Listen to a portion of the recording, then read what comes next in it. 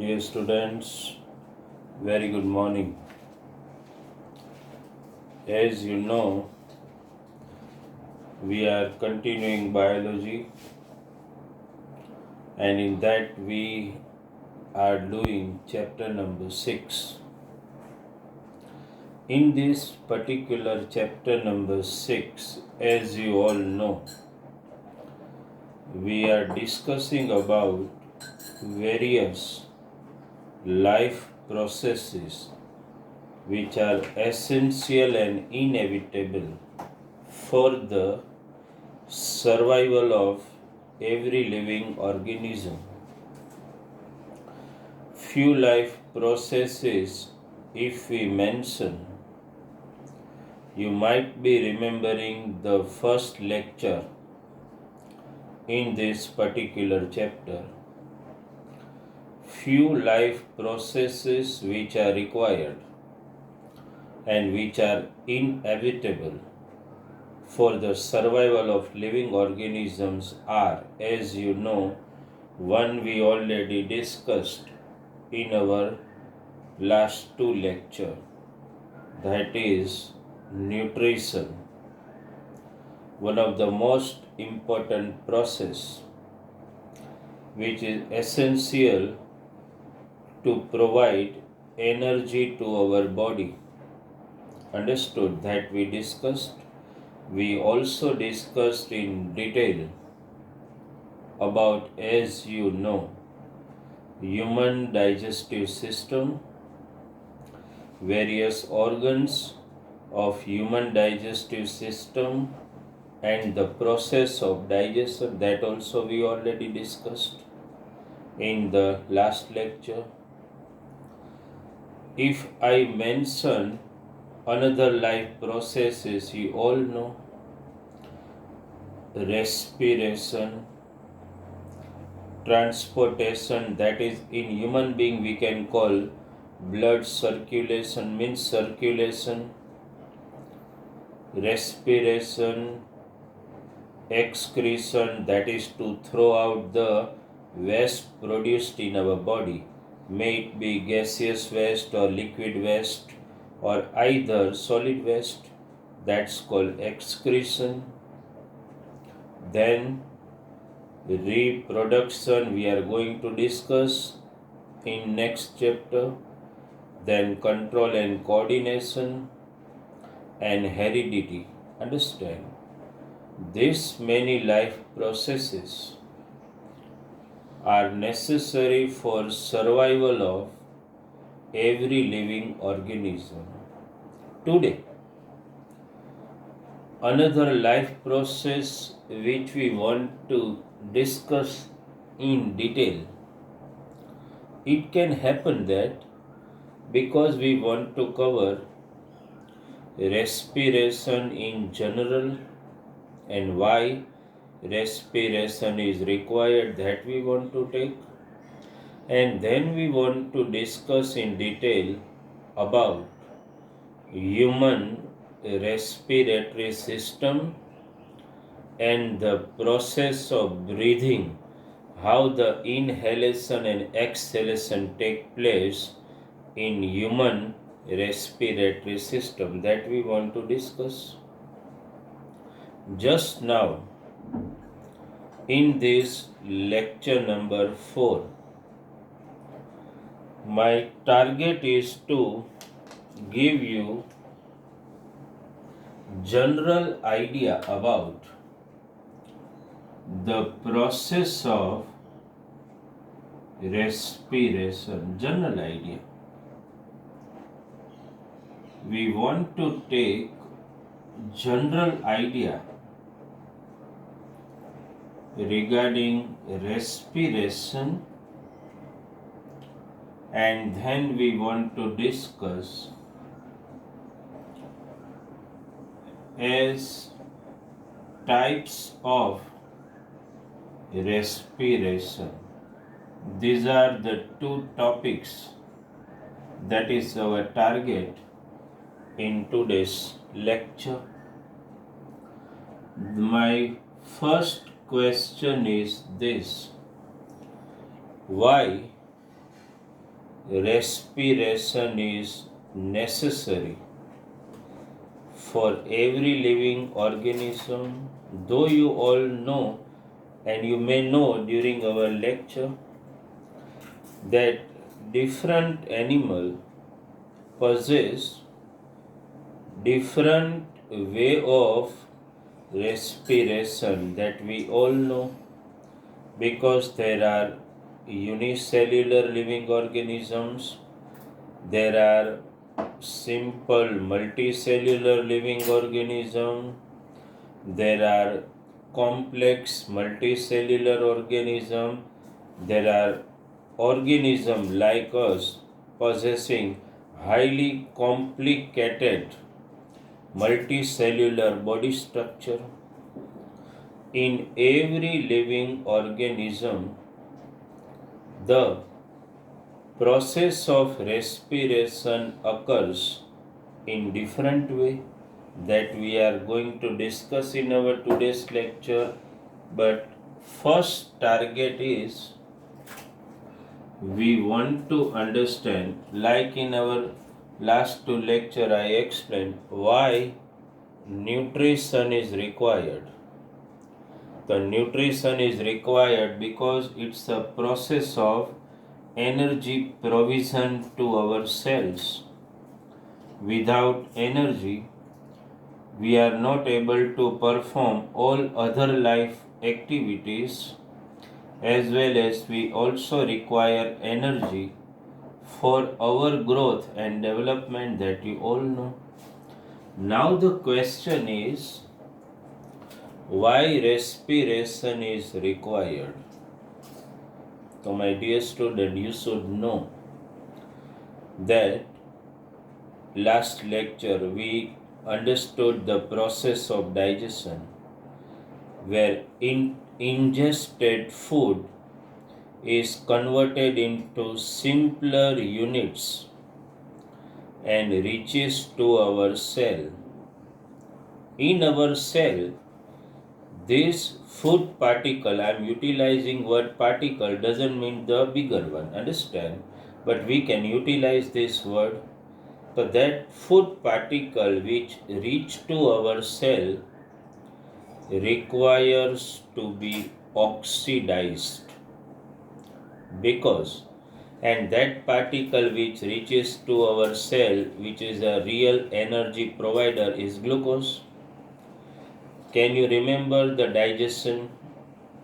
Which is the complete site of digestion? So that is our small intestine, where, can you remember, fat converts into, remember, fatty acid and glycerol, protein converts into amino acid, and carbohydrate completely digested to glucose.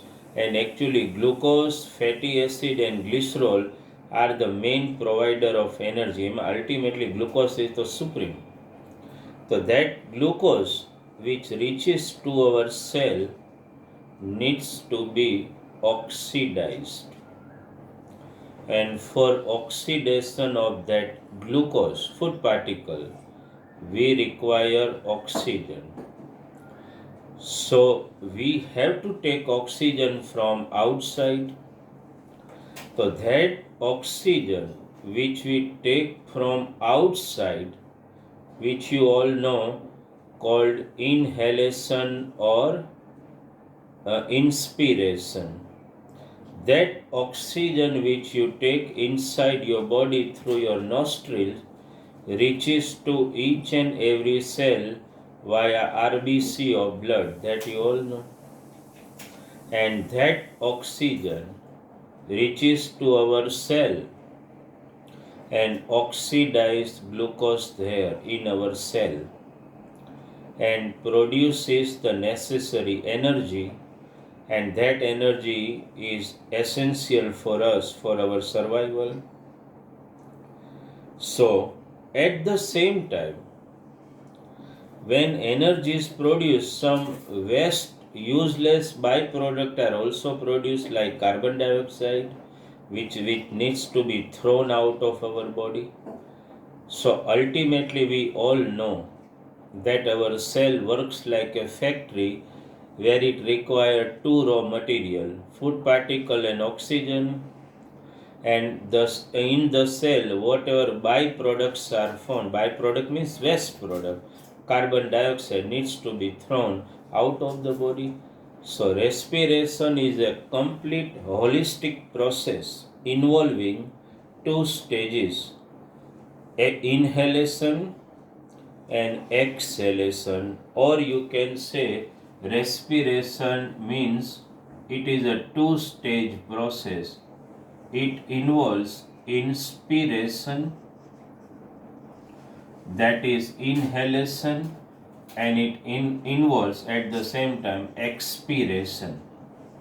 Understand? Inhaling, and this is exhaling. Okay? So respiration is a combined process involving inspiration and expiration. So now you understand what is the importance of respiration. Without respiration, our cell never get oxygen. Carbon dioxide produced as a waste product is never going to be thrown out of our body. So why? Every living organism need to respire. You understood? Every living organism need to respire to get oxygen and throw out carbon dioxide. All animal needs to respire. Either it be unicellular or multicellular, plants, animal, insects, all required to perform this very essential process of survival, respiration. Then the question may arise in our mind, do different animal have different rate of respiration, that is different rate of inhalation and exhalation? Definitely. Just you think of plants. So in plants, there are how many respiratory organ you know? Plant respire through leaf. We have already discussed about stomata, as you know. Plant also respire through stem. Plant also respire through root. So plant has got three respiratory organs. It may respire through leaf, it may respire through stem, it may respire through root. So in plant, because there are three respiratory organs working in different area, there is very little transport of gases required. Understand? Because almost leaf respire, stem respire, root respire. So in plant, because there are three respiratory organs, the rate of respiration is also slow, because there is no transport of exchange of gases required. Understand? So in plant, how it differs from animal? So they have different respiratory organ. The rate of respiration is slow. At the same time, there is very little transport of gas, almost nil, because all organ એમ જ કહેવાય ને respiring. How the respiration, this is we discussed about plant. How respiration take place in unicellular living organism. Just take an example, amoeba, paramecium, euglena, any. How respiration suppose take place in amoeba? It is a protozoan, unicellular living organism. So in amoeba, as you must know, there are no respiratory organs like us. This is simply a cell membrane only. So oxygen enters the cell via process, if you know the name of that process, diffusion. Understand? Oxygen enters amoeba, means in every unicellular living organism via process of diffusion. Understood? And via process of diffusion, carbon dioxide is also thrown out from the body of amoeba, means from the cell of amoeba. So in unicellular organism, diffusion is a main process responsible, understand, for exchange of oxygen and carbon dioxide. Suppose in some other insects, if you take like earthworm, suppose simply in earthworm,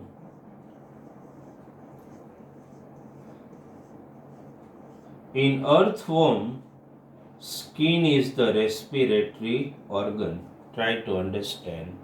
In amoeba, the respiratory organ, there is no respiratory organ, just the diffusion itself is sufficient. But in earthworm, like earthworm, there are also other organisms, also insects, which respire through their slimy and moisty skin. Skin is their one of the their respiratory organ. Understood? So in some insects like cockroach, etc., which is actually the respiratory organ. So in cockroach and other insects, actually trachea, you should note it down. Trachea is the respiratory organ in other insects. Understand? In some, mostly in aquatic organisms, like take an example, fish. Understand? Fish, crabs, prawns, gills is the respiratory organ. Just to mention fish, prawns, okay, crabs, etc. Crab include in arthropoda category, if you know, understand. So actually gills is the respiratory organ. You all know this. Understand? In some amphibians, take an example, frog. In amphibian, which is the respiratory organ? So obviously they have got lungs. Like terrestrial animal like us, they have got lungs also as a respiratory organ. At the same time, they also utilize their skin as a respiratory organ. So, a terrestrial animal, so you all know, we all are included in that category. Terrestrial animal has lungs as their respiratory organ. So, different animals, different class of living organism has got different respiratory organ. Unicellular does not have respiratory organ, respire by the process of diffusion. Understand? Some living organism like earthworm, understand, leeches respire through skin. Insects respire through tracheal system. They have got a particular spiracle and tracheal systems. Aquatic organism like fish, prawn, crab respire through particular respiratory organ called gills, which is designed specially for inhaling oxygen dissolved in water, because they remain in water. Terrestrial animal, so they have got lungs, and amphibian like frog respire through lungs when they are outside the water. When inside the water they utilize their skin. So different animal possess different way of respiration. Now one thing you should note it down, that in earthworm there is less exchange of gas. In insects, less exchange of gas. Understand? In aquatic organism, amphibian, and terrestrial organism, there is much exchange of gas throughout the body. That's why we have got a particular respiratory system that you all know. Now, one more thing, we terrestrial organisms get oxygen from atmosphere, which is almost 21%. So it become easy for us to respire or inhale oxygen, understand? But compared to us, aquatic organism has got a high respiratory rate. Why? Because they have to take oxygen dissolved in water, which is less compared to atmosphere. So because they inhale more and more oxygen, which is to be transported to throughout their body, they have got a high respiratory rate than the terrestrial organism. That you should understand. Okay, so this is something we discussed about respiration, significance of respiration, various way how living organism respire. There are different way of respiring that you all know. Understood? Now let us concentrate on our next topic, that is types of respiration. You must have noted down till this. Now we are discussing types of respiration. Okay. In types of respiration, we are going to discuss two types of respiration. One we call aerobic respiration and one we call anaerobic respiration. What is the difference between these two? First, I just want to discuss only about, concentrate student here, aerobic respiration only. First, we just want to discuss about aerobic respiration. Actually, what is the meaning of this? Aerobic respiration.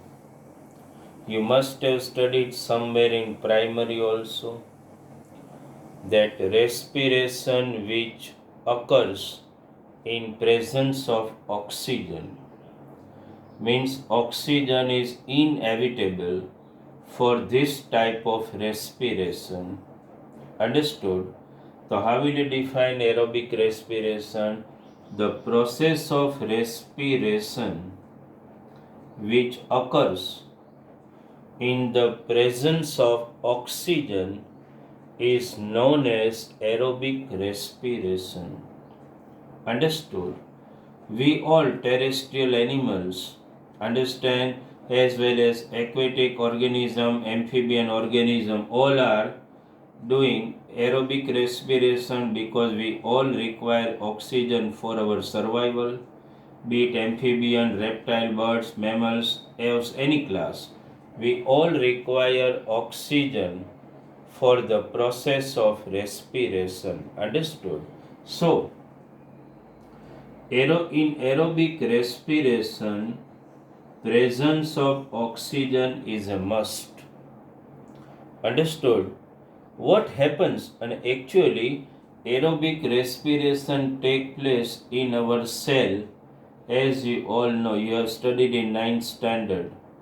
The production of energy take place in mitochondria. You all have studied that mitochondria is known as the powerhouse of a cell because it is that organelle of the cell which produces the energy. Understand? So because aerobic respiration take place in cell, we can also call aerobic respiration as cellular respiration, that you all know. It can also be called cellular respiration, understand, because it occurs in our cell. That's why. Now, what happens? Actually, in aerobic respiration, understood that you have studied this reaction in our chapter number 1 in chemistry, if you can remember. Glucose. You know the formula of glucose? Yeah, C6H12O6. You know the formula of glucose? When glucose molecule is oxidized, understand, it produces, actually this reaction occurs late. Actually we have directly studied that respiration is an exothermic process, and that time if you can remember we have discussed this equation directly. I just want to write this equation, no doubt. 6O2, you know, 6CO2, can you remember? 6H2O plus energy. Okay, but this is the final reaction which actually take place in our cell. But before that, actually what happens? This is the second reaction which is taking place in aerobic respiration. Actually, first stage, what happens? Just try to understand glucose formula. I have already written. What happens before this reaction actually occurs? Glucose decomposes into a little smaller molecule, understand, and that process is known as glycolysis. Actually, what happens in the process of glycolysis? Glucose broken down into smaller molecule which we call pyruvate, understand, which is also sometimes known as pyruvic acid. Actually glucose is called a molecule of 6 carbon atom. Pyruvate or pyruvic acid is a molecule having 3 carbon atoms. So glucose first during the process of glycolysis, understand, which occurs in cytoplasm itself, converts into pyruvate first. Means it is broken down into little simpler molecule, and then this pyruvate, આપણે direct equation we are writing this way, but ultimately pyruvate is decomposed, and ultimately which product are formed? Carbon dioxide, water and energy. So you have in chemistry we have directly written this equation, but actual process is glucose first during its glycolysis, that is one type of decomposition process, converts into pyruvate, and then this pyruvate is actually oxidized and forms CO2, H2O, and energy is released. This is called aerobic respiration. By just decomposition of one glucose molecule, almost 38 ATP energy is released. Means by just decomposition of one glucose molecule, 38 ATP molecules are formed. You all know ATP molecule are like our bank currency. They are like currency of energy. Understand? During the during process where we want to utilize energy, we utilize, like our money, we utilize these ATP molecules. Understood? Right? So by just decomposition of one glucose molecule, how much energy is released? 38 ATP. Means 38 molecules of ATP are formed. Understood? So this is aerobic respiration take place in mitochondria, means in our cell. That's why we call it cellular respiration also. Understand? So this is clear. In exam, if you write about aerobic respiration, in textbook it is given glucose, glycolysis, convert into pyruvate, and then pyruvate decompose into what? Carbon dioxide, water and energy. How many molecules of CO2? 6. 6 molecules of water, and how much energy is actually released. That is very important. 38 ATP can be asked in one line answers. Understand? They can ask it that by decomposition of one glucose molecule, how much energy is released. So you have to answer back as 38 ATP. Understand? 38 ATP molecules. Understood? Actually, formation of ATP molecule occurs from ADP molecule, which are present already in our cell. Understand? ADP molecule during the process converts into ATP molecule. Understand? By combination of inorganic phosphate with it. When they combine, they form ATP molecule. Understood? So by just decomposition of one glucose molecule, we are able to produce how many energy? How much energy? 38 ATP of energy is released. So this is aerobic respiration. Okay. This aerobic respiration is seen in mostly in all multicellular organism. Okay. Now let us try to understand. Now before we end, what are the product of aerobic respiration? Carbon dioxide, water and energy. These are the end products of the process of aerobic respiration. Suppose, let us try to understand anaerobic respiration. What happens in anaerobic respiration? Just try to understand a second type of respiration we are discussing, anaerobic respiration. Okay. Now what happens in anaerobic respiration? Actually it occurs in the absence of oxygen. Understand, mostly so you know that multicellular cannot survive without oxygen, but some of the lower class living organisms like bacteria, yeast, fungus, etc., they can respire even without oxygen. Understand? So actually what happens in anaerobic respiration, there is no oxygen. Understood? And whenever you can define it that when the process of respiration take place in absence of oxygen, we can tell it anaerobic respiration. Means anaerobic respiration can be defined as a process of respiration which occurs without oxygen. That is called anaerobic respiration. Understand?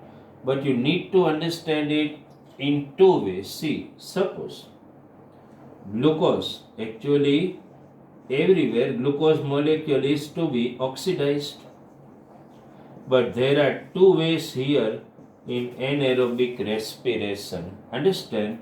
Actually process occur in cell only, that you all know. Understand? And even in anaerobic respiration, understood, first stage is common, that is you all know that glucose first decompose into smaller molecule, that is pyruvate. So that glycolysis process occurs in cytoplasm, that remains common in both pyruvate. Okay. Here also pyruvate we write, actually two molecules of pyruvate are formed, that you can remember. Okay. So what happened? The first stage of glycolysis, this is also glycolysis, occurs in cytoplasm, pyruvate molecules are formed. Now what happens? Now the pyruvate decompose in two ways. In yeast, where the yeast respire without oxygen, as you all know. Understand? So what it does? After the glucose molecule is decomposed and converted into pyruvate, Now yeast actually what it does, the yeast decompose pyruvate in absence of oxygen into what? So into ethanol. First let me write here this way: 2 ethanol plus 2 carbon dioxide plus energy, only 2 ATP energy. If in chapter number 4 of chemistry we are going to learn the formula of ethanol, here I am just writing for you C2H5OH. So actually what happened, you will learn it in chapter number 4 when we cover it. So what happened in yeast, ultimate end products are which? Ethanol, carbon dioxide, and just the release of only 2 ATP energy, only 2 ATP. So very less amount of energy is released. Understand, in absence of oxygen, because we are not able to decompose the glucose molecule completely in absence of oxygen. So it just formed 2 molecule of ethanol, 2 molecule of carbon dioxide, and just 2 molecules of energy only, 2 ATP. But if the same process occur in muscle cells of animals, sometime it happen. This process, before we discuss this, you should know it. This process is also known as fermentation. You know, a respiration process which occurs in yeast means which occurs in absence of oxygen is known as fermentation process, where the glucose molecule decompose into ethanol, carbon dioxide, and the release of energy. Now, if here I told you that anaerobic respiration occur in absence of oxygen, but if there is quite less oxygen availability in our muscle cell, sometime, understand, so it can also be termed as anaerobic respiration when our muscle cell do not have enough sufficient oxygen to decompose glucose molecules. So what happened, that in our muscle cell, this another way of decomposition in our muscle cell, in muscle cell, if oxygen is not sufficient, so actually what happened, after glucose convert into pyruvate, here is oxygen available but quite less, insufficient oxygen is available in the muscle cell of animal. Then what happens, pyruvate decompose into not ethanol and carbon dioxide but only lactic acid and only 2 ATP energy. Understand? So energy production is very less and lactic acid is formed in our muscle cells. And this lactic acid which is formed in our muscle cell sometimes feels animal lethargic. Understand? They are not active at that time. They feel lethargic, and sometimes production of lactic acid in the muscle cell also causes some muscle cramps sometime. Understand? So this is also anaerobic respiration. Understood? So anaerobic respiration actually involves these two.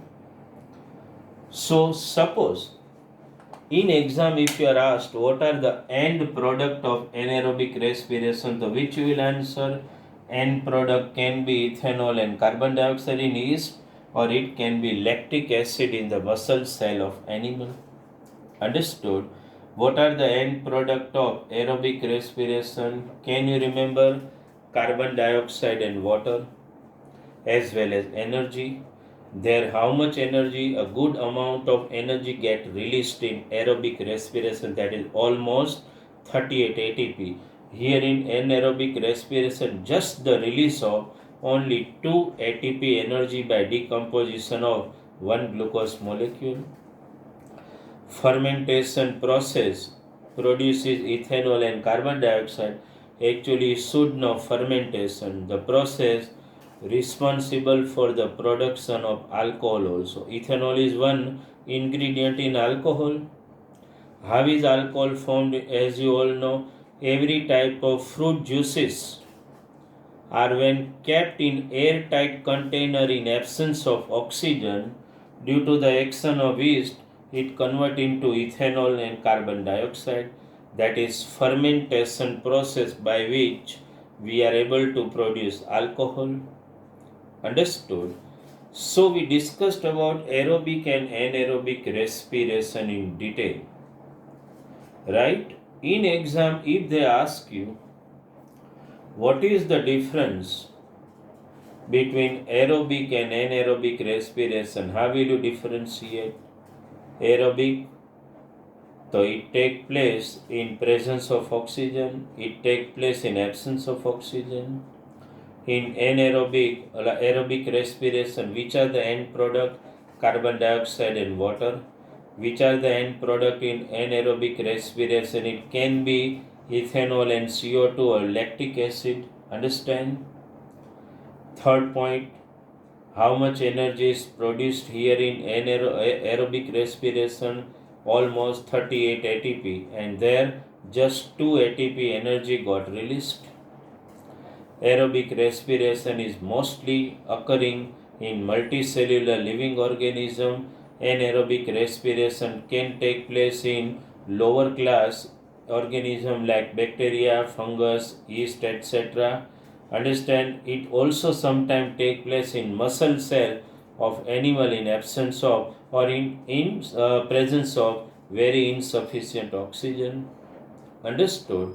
So this way you can highlight 4 points, right, in aerobic and anaerobic respiration. Okay. So then in the next lecture we will discuss about complete human respiratory system. But before we discuss about human respiratory system, understood, let us first summarize today's lecture and today's topic. Today we explain you why there is a requirement or significance of process of respiration. How different organism derive there means how different organism do respiration process. Different respiratory organ, amoeba by diffusion process, means unicellular protozoan by diffusion process. Then we discussed that some organism like earthworm, leeches, etc. through their skin. Insects like mosquito respire through spiracle, means tracheal system. Then aquatic organism like fish, crab, prawn, etc. understand respire through gills, and their respiratory rate is quite higher compared to the terrestrial animals which we take oxygen directly from environment. Understand? So we discussed that different animal have got different way of respiring themselves. We also discussed respiration in plants and how it differs from animal. Understand? Though in textbook it is not discussed in detail that why the respiration in plant is different from animal, but it's a topic we just discussed for your knowledge. Okay, so we discussed and then we discussed about various types of respiration. Understand? Aerobic, glucose decomposed to pyruvate, then CO2, H2 and energy. Anaerobic respiration, glucose decomposed to pyruvate, and ultimately it forms two products, either ethanol and carbon dioxide or lactic acid in muscle cell of animal. Understood? So today's topic we discussed, and in this lecture we do not want to start about human respiratory system. Understood? That we do not want to start today. I will send you PDF of homework. Understand? For all lectures that you all know. Sometime I dictate at the end of the lecture, but sometime I want to give some more questions, so I send it through PDF. So you will receive the homework of lecture number 4, 5, 6 through PDF only. Of lecture number 1, 2, 3 PDF I have already sent you. Understand?